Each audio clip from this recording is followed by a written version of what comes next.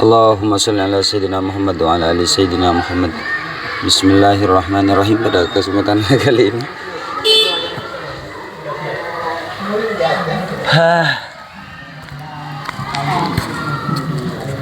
saya akan bacakan sebuah buletin di mana sudah masuk ke rubrik Kiai versus Habib, politik belah bambu yang klise. Apanya? Baru. Iya, Muharram ini baru, masih hangat ini. Bisa hangat-hangat. Ya. Pada periode yang sangat awal dalam sejarah Islam, politik belah bambu telah digunakan oleh musuh-musuh Islam untuk menghancurkan agama dan umat Islam. Ketika orang-orang Yahudi, musuh bebuyutan umat Islam, telah kalah dari umat Islam dalam segala aspek, maka cara satu-satunya yang mereka pilih untuk membalas dendam kepada umat Islam adalah seperti biasanya bermain curang.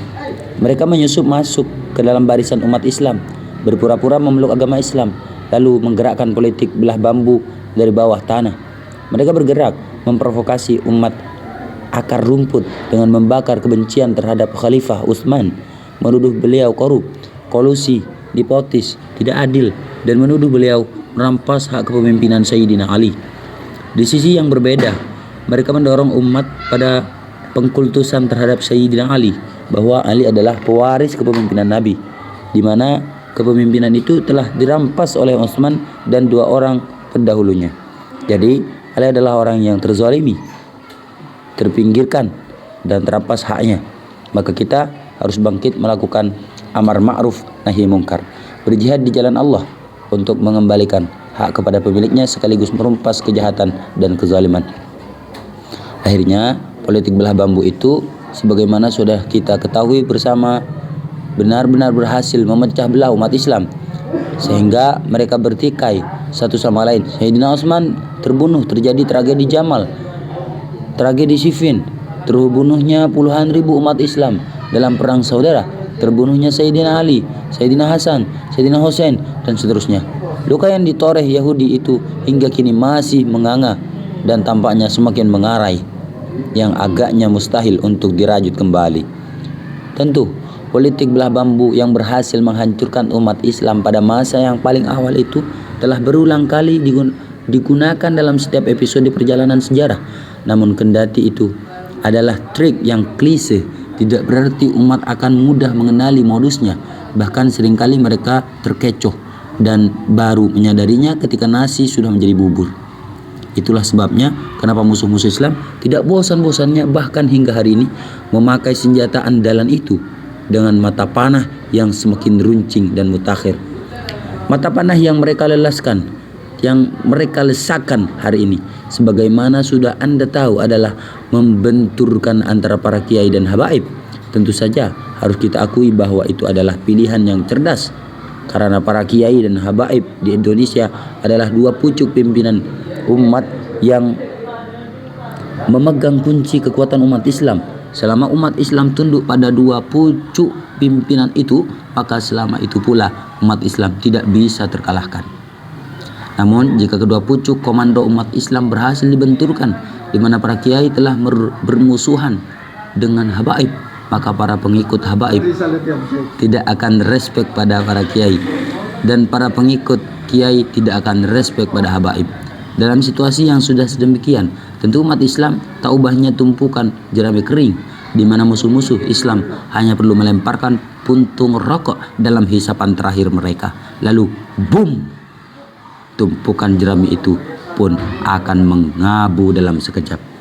Jika mengamati perkembangan paling mutakhir di sekitar kita, agaknya ada beberapa anak panah yang mereka runcingkan dalam operasi politik belah bambu ini. Pertama, mereka menciptakan stigma dan stempel negatif terhadap para habaib dengan menyemburkan narasi-narasi rasisme bahwa habaib adalah para pendatang di bumi Nusantara. Mereka datang ke sini sebagai para imigran yang mencari penghidupan. Maka dari itu, mereka tidak boleh menjadi penguasa di sini, termasuk tidak boleh menjadi rujukan umat, dan umat tidak boleh tunduk kepada mereka. Kedua, mereka mengampanyekan jargon-jargon mulia secara tendensius dengan cara membelokkan jargon-jargon mulia itu pada arah yang tidak semestinya. Misalnya, menjejalkan doktrin hubbul waton, cinta tanah air, namun sembari mendorong umat agar antipati terhadap segala apa yang tidak asli tanah air, termasuk para habaib, memviralkan jargon "derek kiai sampai mati, ikut kiai sampai mati", dan mewanti-wanti umat agar menjauhi para habaib. Ketiga, membuat framing yang jelas-jelas palsu dan dusta tentang keterputusan nasab para habaib. Dikatakan jelas-jelas palsu karena ketersambungan nasab para habaib itu merupakan perkara yang aksioma, dan karena itu tidak muncul kontroversi sepanjang perjalanan sejarah umat Islam selama 14 abad. Karena itu sejatinya poin ketiga ini adalah yang termudah untuk didapatkan, namun blow up terhadap isu ini yang dilakukan secara besar-besaran tentu juga berpotensi memancing sebagian umat untuk mempercayainya. Keempat, menyentil para habaib agar tidak perlu memperhatikan nasab, tidak perlu melakukan pencatatan atau verifikasi apapun terhadapnya, karena yang dibutuhkan dan yang menjadi titik perhatian itu adalah ilmu dan akhlak, bukan nasab atau garis keturunan. Tentu sentilan yang semacam ini pada hakikatnya adalah tusukan diam-diam yang dilakukan secara halus dan terukur. Kenapa demikian? Karena ketika nasab mulia habaib sudah dianggap tidak sakral, tentu pada gilirannya umat tidak akan memperhitungkan suara habaib, dan pada gilirannya mereka bisa menyetarakan habaib dengan mereka. Jika sudah demikian, maka umat telah absen dari suatu nilai luhur yang diperhatikan Al-Quran dalam hadis serta keteladanan oleh para ulama sejak zaman yang paling awal. Sejatinya 4 poin di atas itu adalah poin-poin yang tampak di permukaan kita, Kita tidak tahu siasat-siasat apalagi yang bakal diluncurkan di kemudian hari sebagai minyak tanah yang hendak mereka siramkan ke tengah-tengah isu yang sedang membara ini. Namun apapun itu, kita tetap harus senantiasa waspada dan siaga satu. Muhammad Ahmad Sidogiri melaporkan. Syayatinus syayatin. Setannya para raja adalah rajanya para setan.